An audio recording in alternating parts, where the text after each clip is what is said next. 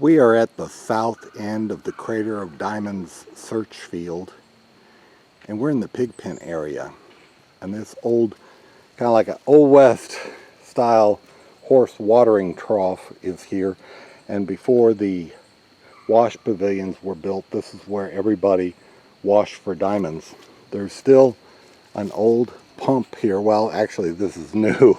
They used to have the old ones here, but you can work this handle and actually get water out of it. So if you wanted to come down here and wash, you'd need to bring a flat shovel and clean this trough out because it's full of mud right now. But you could pump water right over your screens, and you could find your diamonds here. But this is called the South Sluice Trough, or the pig pen is a more common name for this area because it really gets sloppy. Because all the mud, the way they plow the field, the bulldozer went through here and plowed it for maximum erosion, and all this search field washes down to this area, and the silt washes away. If you saw my video about erosion, this is what I'm talking about.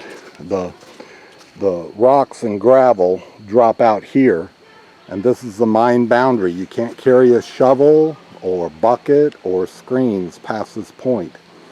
But all of the 911 acre Crater Diamond State Park, you can walk it. You just can't mine for diamonds past the boundary. This path leads to the Little Missouri River, and silt washes in here. So out on the search field, you would have to dig and wash 9,600 tons of diamond-bearing lamperite to find 210 diamonds. There was a test done years ago by some mining companies, and that's what they found. 210 diamonds in 9,600 tons of ore. A lot of the ore is just silt, and it washes away off into the woods. So this is off the search field, and you don't really want to look here anyway, because this is just a bunch of light silt that wouldn't have diamonds in it. There is also a lot of poison ivy out here. As an old Boy Scout, I can tell you, leaves of 3, leave it be. So the poison ivy really likes this lamperite for growing. This is a path that leads to the Little Missouri River, and you can walk down there and see the river if you want. It's about the length of a football field, 100 yards to the river down through there. But this is what I wanted to show you. The silt washes off of the field every time it rains, and we just had a 2¼ inch rain followed by a day's break, and then Tuesday through Thursday we got another inch of rain, and that washes all this silt off of the search field. And out here where, you know, a lot of the silt drops out and then water washes on down to the river. So it's kind of good this is out of bounds, because there really wouldn't be anything out here. This is the stuff you don't want, is the light silt. And it has washed in around all these trees and filled in quite a bit. So just to give you an idea, the silt goes on and on for a long way, and this is the worthless part of the diamond-bearing lamperite that is light material that washes. When you walk around out here, you can see a lot of deer tracks and other things, but as far as diamonds, there's really nothing to see out here. But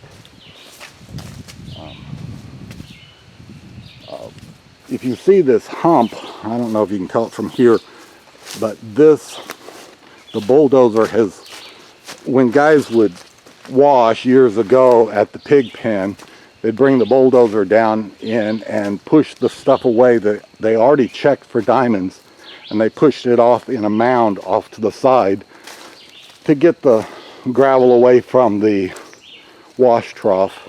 And so here's a mound of stuff that's already been searched through by miners many years ago, and it doesn't have diamonds in it either, and it's out of bounds. But anyway, basically I just thought I'd bring you out into the woods to show you, where the silt goes, and it's making its way down to the Little Missouri River, washing off of the search field. And I think right up here there are some deer tracks. I can show you what they look like in case you don't know. Something walked across there, but that wasn't a deer. That might be a raccoon or something. This is a deer track. So a little doe walked through here and left its track. And yes, the Crater of Diamonds has a lot of white-tailed deer. There's another track.